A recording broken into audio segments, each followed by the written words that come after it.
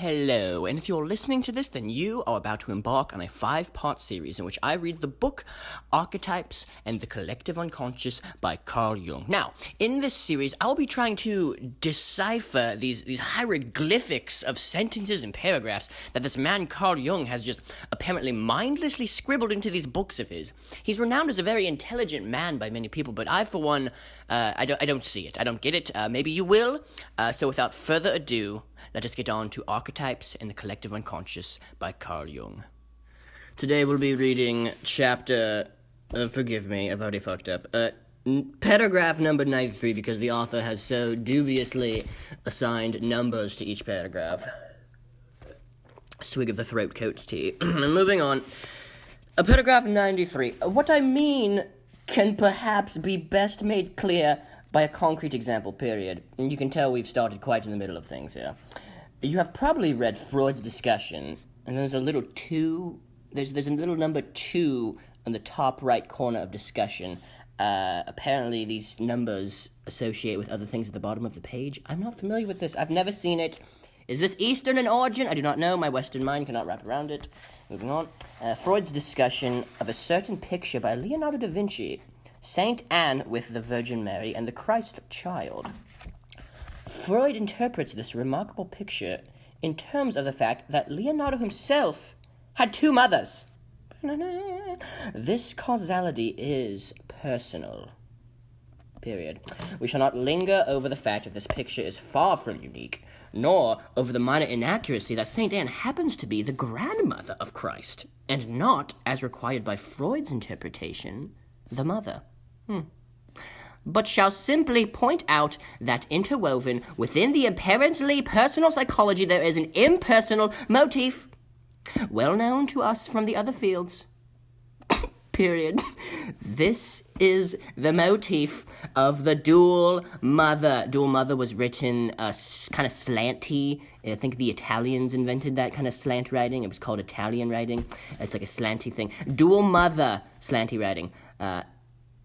This is the motif of the dual mother, an archetype to be found in many variants in the field of mythology. Oh my gosh, I need to breathe, people. This book takes it out of me. I just get so into it. Take a swig of my tea. Give me a break. Moving on, let's see here. Slanty words. There we are, slanty words. An archetype to be found in many variants in the field of mythology and comparative religion, and forming the basis of numerous representations collectives. For some reason, it sounds like it should be read like that, so I did. I might mention, for instance, the motif of the dual descent, also slanty writing, also written by the Italians. That is the descent from human and divine parents. My God, divinity within the prenatal realms? As in the case of Hercules, who received immortality through being unwittingly adopted by Hera. What was a myth in Greece was actually a ritual in Egypt. My fucking God, who would have guessed? Pharaoh was both human and divine by nature.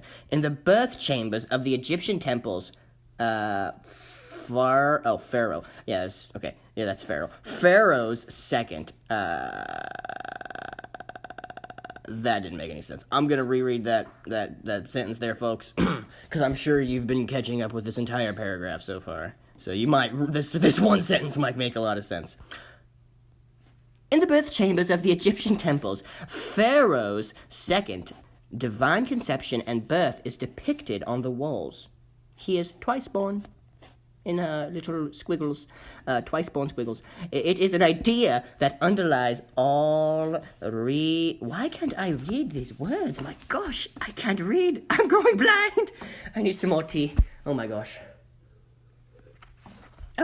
Okay, moving on. It is an idea that underlies all rebirth mysteries. The twice born squiggles. Christianity included. Christ himself is twice born. Through baptism. In the Jordan, he was regenerated and reborn from water and spirit. Consequently, in the Roman liturgy, the font is designated the uterus excelsi. I probably said that wrong. And as you can read in the Roman Missal, it is called, this even today, in the benediction of the font on the Holy Saturday before Easter. Furthermore, according to an early Christian Gnostic idea, the spirit which appeared in the form of a dove was interpreted as Sophia Sapientia, wisdom of the Mother of Christ. Thanks for this motif of the dual birth, comma. Children today, instead, thanks to this motif of the, I just read that, of having good and evil fairies who magically adopt them. What the fuck? Where did this come from? Within my fog of verbal diarrhea, I must have stumbled upon some sort of fairy tale here, because this sentence I just read describes fairies. Let me reread this. Thanks to this motif of dual birth, comma, children today, comma, instead of having good and evil fairies who magically adopt them at birth with blessings or curses, are given sponsors. A godfather and okay, he was using that as an example. Woo! That I was lost.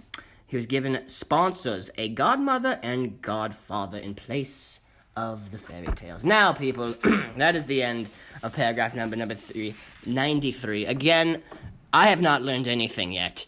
If anybody could please clear up any of this crazy information that appears to be scribbled out by a madman named Carl Jung, then somebody please let me know, because this throat coat tea ain't doing the work for me. So, cheerio, move on. I'll see you on chapter 94.